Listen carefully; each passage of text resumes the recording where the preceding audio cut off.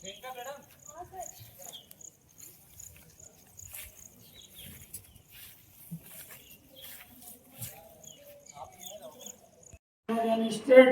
Level के आपका सौभाग्य है, राजस्थान लेवल के ट्रेनर आपको प्रश्न दे रहे हैं सत्यनारायण जी शर्मा, और मुझसे बीच बीच में मिलने आते रहते हैं जगदीश चंद जी, जो सभी तरह के ज्ञान से संपूर्ण है, और बीच बीच में मेरे कार्यकाल में भी ये उपलब्ध रहते थे।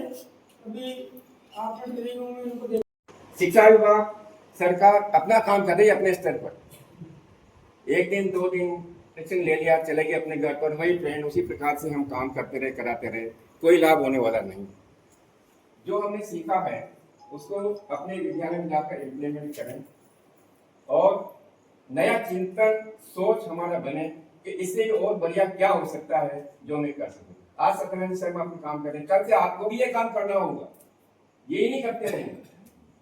इस योग्य हम बने कि हम अपने विचारों को, अपनी भावनाओं को, अपनी क्वालिटी को सरकार तक पहुंचे। मोबाइल की दुनिया है, हर हाथ में मोबाइल है, छोटे बच्चे हो चाहे बड़े हो, परिवार में सब बच्चों के अलग अलग मोबाइल हैं, अलग अलग टाइम है, जिससे उसे मोबाइल को दूर नहीं किया जा सकता। लेकिन फिर भी हमारा प्रयास इस प्रकार से रहे कि बच्चों तक ये कम समय रहे, आनंद लें एंजॉयमेंट के लिए, लेकिन पूरे समय के जो जो बच्चे बड़े होते जाएंगे मोबाइल का टाइम उनका बढ़ता होता रहेगा और दिमाग का टाइम, और हमारा भी हाल है, जब भी फ्री होते हैं मोबाइल सुबह से शाम तक, जब भी फ्री होते हैं काम लेते रहते हैं। इससे दूरी बनाए रखें, स्वस्थ रहें, मस्त रहें, व्यस्त रहें, योग प्राणायाम आसन करते रहें। करेंगे तो निश्चित रूप से शरीर की जो इंद्रियां हैं शिथिल तो होगी, परंतु निरंतर अपना काम अंतिम समय तक करती रहेगी। तो जिस प्रकार से हम बाहरी सौंदर्य का ध्यान रखते हैं, वैसे आंतरिक सौंदर्य को सुंदर बनाने के लिए ये सारी विधियां हैं, योग करें, प्राणायाम करें, घूमें फिरें, कम से कम 1 घंटा अपने शरीर के लिए जरूर दें। चाहे आप इंटरनेट के गेम की मैं बात नहीं कर रहा, मोबाइल के गेम में तो हम बहुत सारा समय बिता देते हैं। आप मैदान में जाइए, फुटबॉल खेलिए, एक्सरसाइज कीजिए, सूर्य नमस्कार कीजिए, योग कीजिए, प्राणायाम कीजिए, जो भी करना है करें, पर नियमित 1 घंटा व्यायाम इतना कि अपने शरीर से पसीना बाहर आ जाए। FLN कार्यशाला के लिए उपस्थित हुए हैं, और FLN कार्यशाला चूँकि राज्य सरकार का इस प्रकार का निर्देश है कि पूरे वर्ष में, शैक्षिक वर्ष में 4 कार्यशालाएँ होनी हैं। आज 22 जुलाई को हम हिंदी और पर्यावरण की कार्यशाला में यहाँ उपस्थित हैं। इसमें हमारा जो आज का टॉपिक है वो FLN के लक्ष्यों को प्राप्त करना। उसमें मैंने जो चर्चा की आपसे वो ये है कि हम किन कार्यों को, किन गतिविधियों को करें कि हमारा जो बच्चा है वो बुनियादी दक्षताओं और संख्या ज्ञान के मामले में वो एक उसकी समझ बन सके, उसकी अवधारणा क्लियर हो। हमारे जो आज की विषय की चर्चा है वो रहेगी हिंदी और पर्यावरण।